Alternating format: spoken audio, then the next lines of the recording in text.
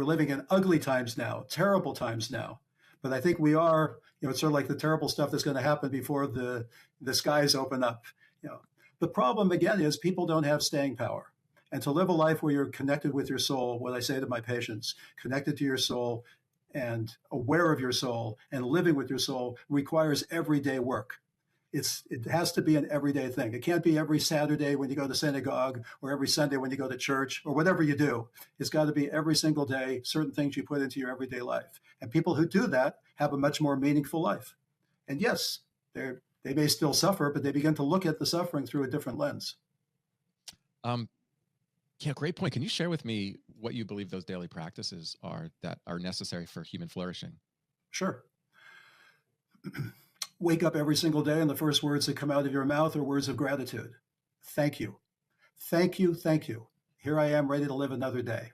And that's what I say. I say it in Hebrew. I say certain words every single day, start off.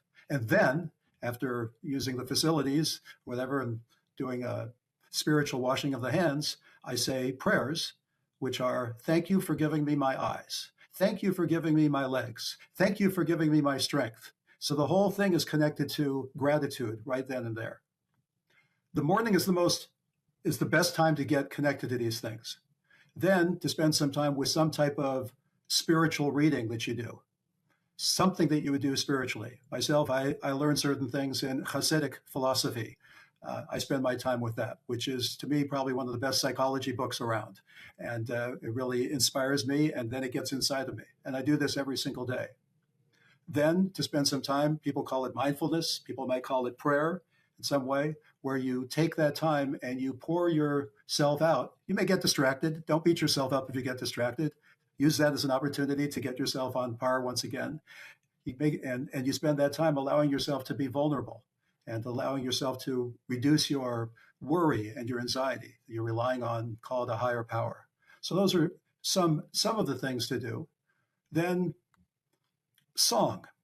One thing I didn't mention is I have an entire website called The Singing Psychiatrist. Song, to be able to appreciate music and to, music, song is the language of the soul, to be able to sing or to listen to music. And then the other thing is to reach out to others.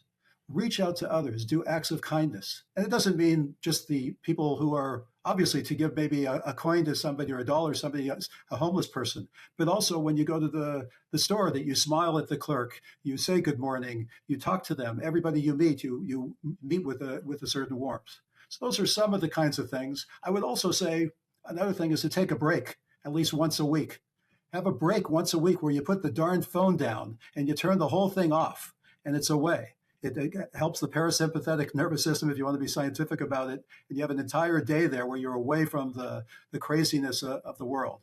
I don't know if everybody loves Charlie Kirk, but some people do, and some people have different opinions. But of course, I think it's well known that he did that once a week himself.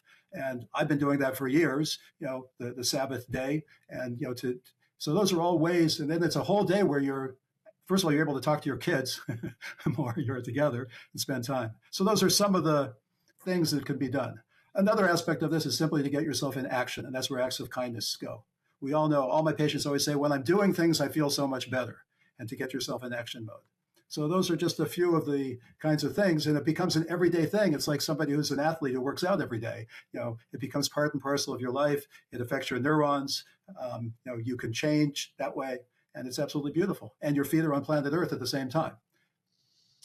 Doc, that's probably the best mental health advice that's ever been spoken on this podcast. And wow. Okay. I'm grateful for it. And I totally agree with you. I am starting to implement a day of Sabbath, disconnected from technology. Tomorrow is actually my first day. I'm going to start doing. I think it's necessary.